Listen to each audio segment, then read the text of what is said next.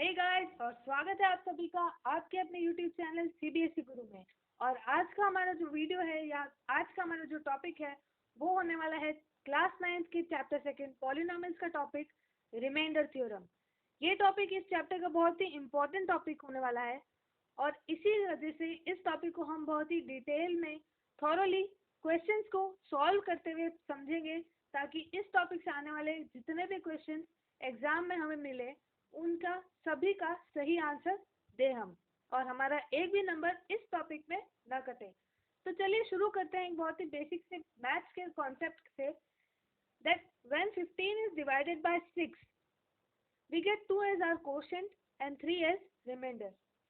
So can we write 15 is equal to 6 into 2 plus 3, where 15 is dividend, 6 is divider, 2 is quotient and 3 is remainder. वापस से देखेंगे, 15 हमारे पास है dividend, dividend को मैं कैपिटल डी लिखूंगी। 6 है हमारे पास डिवाइजर, डिवाइजर को मैंने स्मॉल डी लिखा है। 2 है हमारे पास कोशेंट विद क्यू एंड 3 है हमारे पास रिमाइंडर विद आर। तो हमें ये पता है कि हम छोटी क्लासेस में ये सीखते थे कि that dividend is equal to divisor into quotient whole added by remainder. तो यहाँ पे यही दिख रहा है हमको। अब एक और एग्जांपल ले लें, that when 12 is divided by 2 we get 6 as our quotient and 0 as our remainder.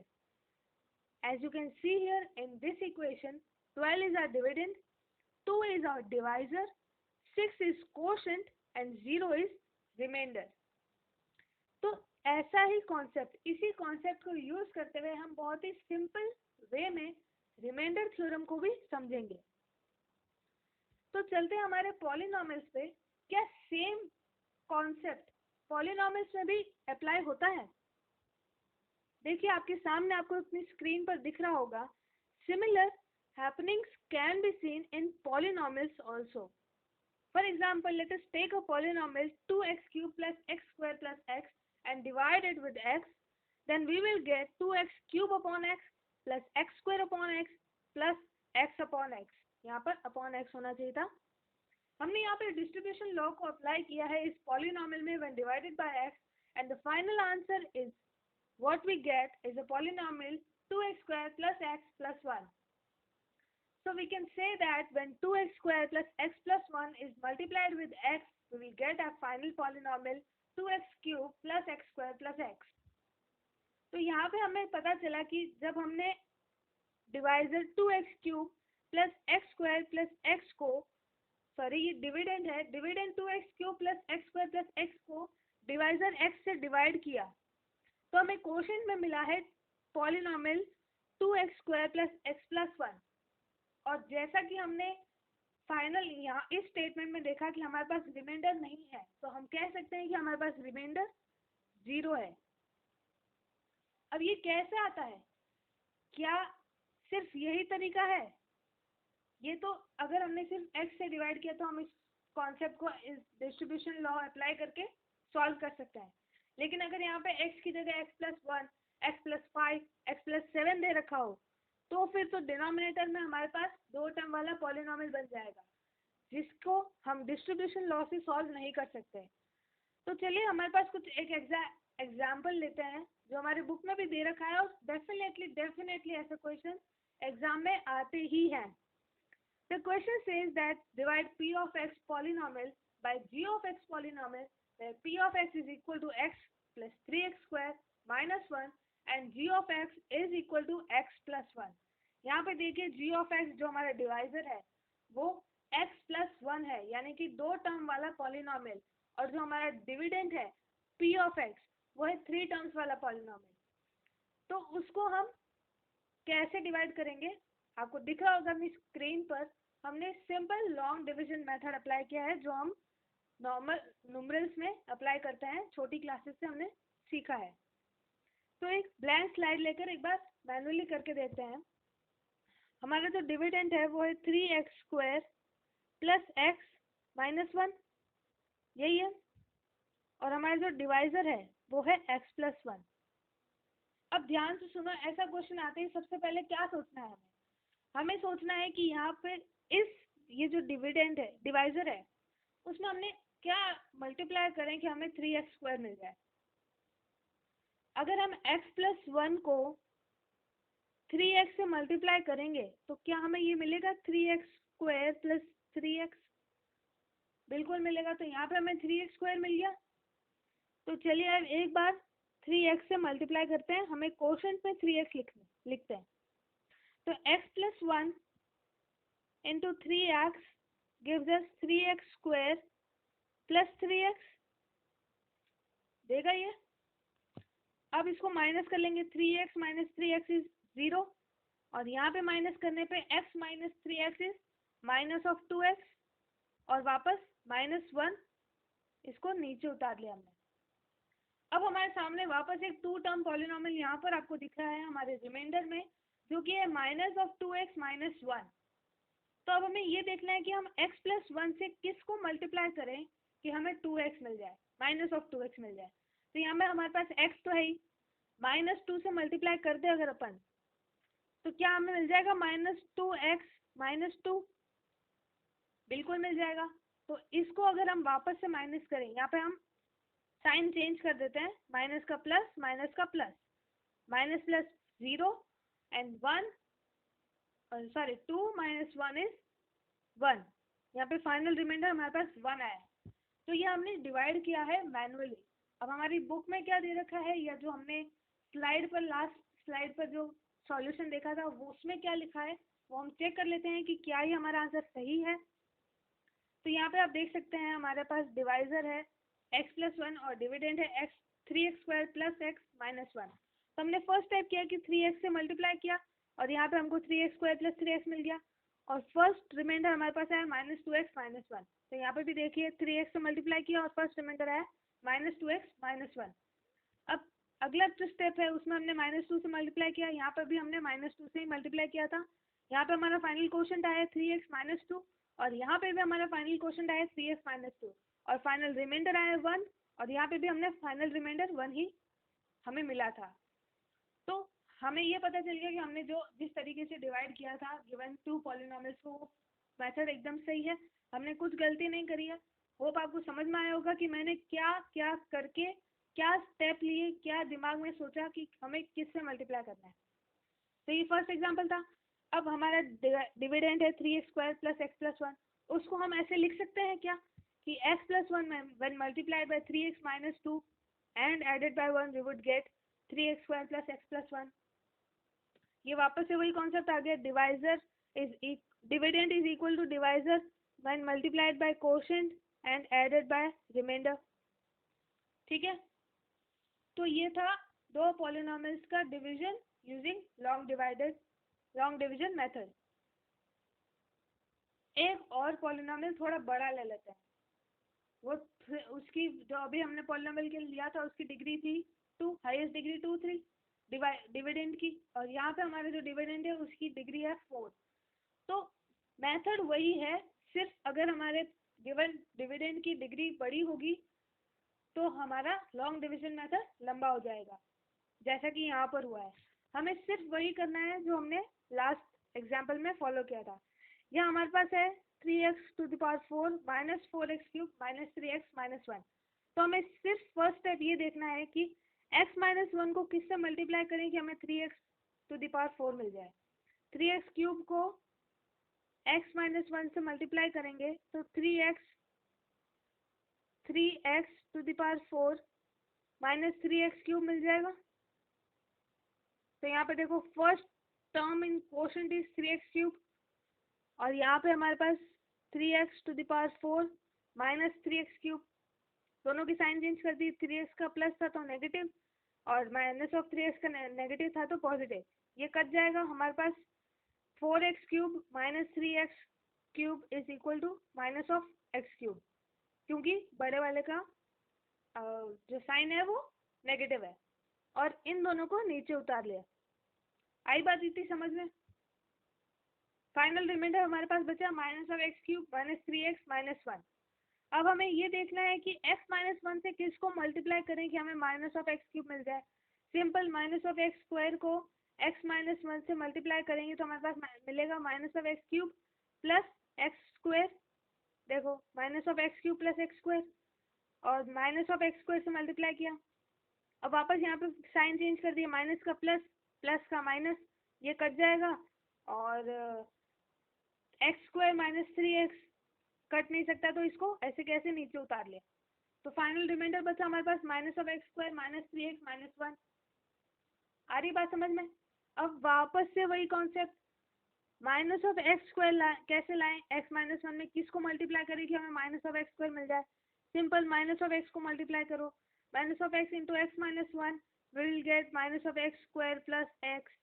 यहाँ पे देख लो minus of x square plus x, और यहाँ पे हमने माइनस एक्स ही लिखा है थर्ड टर्म क्वोशंट में, तो ये दोनों कट जाएंगे। और minus of 3x minus of 3x minus x is minus of 4x, और माइनस 1 को सीधा नीचे उतार लिया। ठीक है, तो फाइनल रिमाइंडर क्या है, minus of 4x minus 1। x minus 1 को किससे मल्टीप्लाई करेंगे हमें माइनस ऑफ 4x मिले, माइनस 4 से मल्टीप्लाई कर दे, तो यहाँ पे हमारे पास आंसर आएगा माइनस 4x प्लस 4 आया। यहाँ देखो माइनस ऑफ 4x प्लस 4, और माइनस 4 से मल्टीप्लाई किया, यहाँ पे भी हमने माइनस 4 से मल्टीप्लाई किया था, तो ये दोनों कट जाएंगे साइन चेंज करने के बाद, और minus 1 minus 4 will be minus 5। आया समझ में? तो ये हमारा फाइनल रिमाइंडर माइनस 5 बचा। अब x माइनस 1 को अगर किसी से भी मल्टीप्लाई करें x तो आना ही है, और यहाँ पे हमारे पास x है नहीं, तो यहाँ पे हमारा division long division method complete हो गया। फाइनल रिमाइंडर हमें मिला माइनस ऑफ 5। तो इस पूरे मेथड में जिसमें हमने डिग्री 4 वाले पॉलिनोमियल को एक लीनियर पॉलिनोमियल से डिवाइड किया, उसमें हमने हमारे पास डिवाइजर था x माइनस 1, डिविडेंड था 3x to the power 4 minus 4x cube minus 3x minus 1। हमें क्वोशंट में मिला है 3x cube minus x square minus x minus 4, और हमारा रिमाइंडर है माइनस ऑफ 5। पता चला? अब इसको ऐसे लिख सकते हैं क्या कि dividend is equal to divisor into quotient plus remainder. बिल्कुल लिख सकते हैं। अगर कंफर्म करना है तो आप ये इस फॉर्मूले में capital D small D Q और आर की वैल्यू रख के दे सकते हैं, जहाँ पे कैपिटल डी ये है, small d is x minus 1, q is 3x cube minus x square minus x minus 4, and small r is minus of 5। आप इस फॉर्मूले में इन वैल्यूज को पुट करेंगे तो गारंटीड आपको फाइनल आंसर मिलेगा, दोनों ही इक्वेशंस बराबर हैं। तो अब फाइनली आते हैं कि इन सब में रिमाइंडर थ्योरम कहाँ था। हमने तो लॉन्ग डिवीजन मेथड से दो पॉलिनोमियल्स को डिवाइड करना सीखा, जिसमें से एक पॉलिनोमियल की डिग्री इक्वल टू और मोर देन 1 थी, और जो हमारा डिवाइजर पॉलिनोमियल था वो एक लीनियर पॉलिनोमियल था। तो फाइनली आता है हमारे रिमाइंडर थ्योरम पे। रिमाइंडर थ्योरम क्या कहता है, late p of x be any polynomial of degree greater than or equal to 1। जैसा कि हमने पिछले दो एग्जाम्पल में किया, हमारा हर दोनों ही एग्जाम्पल में हमारा डिविडेंड की डिग्री मोर देन 1 थी ना, equal to 1, and let a be a real number। एक पॉलिनोमियल p of x है जिसकी डिग्री मोर देन और इक्वल टू 1 है, और एक रियल नंबर है a। If p of x is divided by any linear polynomial x minus a, अगर p of x को किसी linear polynomial x minus a से डिवाइड करेंगे तो रिमाइंडर हमेशा p of a मिलेगा। पिछले दो एग्जाम्पल्स में भी आप ऐसा करके देख सकते हैं। फर्स्ट एग्जाम्पल में हमारे पास a की वैल्यू क्या थी, फर्स्ट एग्जाम्पल में हमारे पास a की वैल्यू थी 1, तो reminder p of 1, reminder theorem के according p of 1 will be equal to 1 plus 3 into 1 का स्क्वायर विच इज 1 माइनस 1, तो 1 प्लस 3 माइनस 1, तो 4 minus 1 which is 3, 4 minus 1 which is 3, और फाइनल रिमाइंडर हमारे पास अच्छा 1 है। रुको रुको, कुछ गलत होगा, वापस से करके देखते हैं। हमारे पास a की वैल्यू है पॉजिटिव ऑफ 1, तो x की जगह 1 रखा, p ऑफ 1 1 प्लस 3 माइनस 1। कुछ तो गड़बड़ है। हो। चलो कोई नहीं, अगली क्लास में इसको क्लियर करेंगे, इसमें क्या गड़बड़ है। मैं चेक करके आऊंगी बुक में। ये बुक का ही क्वेश्चन है, बुक से ही सीधा लिया गया है, तो कुछ तो और बात होगी इसमें। पर ये रिमाइंडर थ्योरम अप्लाई होता है, हर जगह अप्लाई होता है। इसमें देख लेते हैं, इसका रिमाइंडर हमारे पास था 5, -5 रिमाइंडर था, तो और a की वैल्यू थी हमारे पास -1। नहीं नहीं, अब देखो, अब समझ आया मुझे। यहाँ पे x माइनस ए है, x माइनस ए है, तो हमारा जो फर्स्ट एग्जाम्पल है उसमें हमारा जो डिवाइजर है उसकी वैल्यू है x प्लस 1, तो यहाँ पे a की वैल्यू हो जाएगी -1 होगी। तो यहीं पे अगर हम x की जगह -1 रखें डिविडेंड में, तो 3 ऑफ -1 का स्क्वायर -1 प्लस 1, तो -1 प्लस 1 आउट, और 3 इंटू -1 का स्क्वायर इज 1। अरे यहाँ देखो, p ऑफ -1 प्लस 3 -1, तो 3 ऑफ -2 इज 1। आ गया ना आंसर। हमारे पास यहाँ a की वैल्यू है -1 प्लस 1 नहीं है, क्योंकि x -1 होना चाहिए हमारे पास डिवाइजर, तो यहाँ पे -1 होगा तभी x माइनस ए होगा। समझ रहे हो मेरी बात। सेम वे सेकंड एग्जांपल भी फॉलो करेगा रिमाइंडर थ्योरम को। सिर्फ ये ध्यान रखना है कि हमें a की वैल्यू क्या लेनी है, -1 लेनी है, +1 लेनी है, उस बात का ध्यान रखना। अगर बीच में माइनस ऑपरेटर है तो a की वैल्यू होगी 1, अगर इसकी जगह बीच में प्लस ऑपरेटर होता है तो a की वैल्यू होती है -1, जो गलती हमने पिछले एग्जाम्पल में करी, मेरे से भी गलती हो गई थी। तो ये रिमाइंडर थ्योरम इतना ही कहता है कि अगर a p ऑफ x एक पॉलिनॉमियल है जिसको x minus a linear polynomial से डिवाइड करते हैं, जहाँ पे a एक रियल नंबर है, तो p of a will be the remainder. अब यहाँ पे एक नोट लिखा है, also if on applying the remainder theorem on a polynomial p of x when divided by any linear polynomial g of x, अगर किसी पॉलिनॉमियल p ऑफ x को g of x polynomial से divide करते हैं and we get remainder as 0, और reminder में हमें 0 मिलता है, then we say that p of x is divisible by g of x, तो हम कहेंगे कि p of x g of x से डिवाइजिबल है। समझ रहे हो, अगर रिमाइंडर में हमें 0 मिला है तो p of x is divisible by g of x। तो ये था पूरा डिस्कशन ऑन रिमाइंडर थ्योरम। बहुत ही इंपॉर्टेंट कॉन्सेप्ट है पॉलिनॉमियल्स चैप्टर का, बहुत ही इंपॉर्टेंट, बड़े नंबर के क्वेश्चंस आते हैं हमारे एग्जाम में इस कॉन्सेप्ट से। होप आपको पूरा अच्छे से समझ में आया होगा, हमने बहुत अच्छे से एग्जांपल्स लेकर इस कॉन्सेप्ट को समझा है। अगर आपको ये वीडियो लाइक करा तो please like and share this video, और सीबीएसई गुरु चैनल को सब्सक्राइब करना मत भूलेगा, and do press the bell icon ताकि आने वाले सभी न्यू वीडियोज़ की नोटिफिकेशन आपको मिलती रहे। अगर आपको पॉलिनॉमियल्स चैप्टर की बाकी वीडियोस देखने हैं तो आप इस प्लेलिस्ट पर जाकर देख सकते हैं। अगर आपको नंबर सिस्टम के वीडियोस देखने हैं, नंबर सिस्टम चैप्टर पूरा अच्छे से पढ़ना है, तो इस प्लेलिस्ट में वो सारे लेक्चर्स हैं जिसमें नंबर सिस्टम चैप्टर को कवर किया गया है एनसीईआरटी एग्जाम्पल्स और क्वेश्चंस के साथ। आज के लेक्चर में इतना ही, मिलते हैं अगले सेशन में, तब तक के लिए thank you and take care.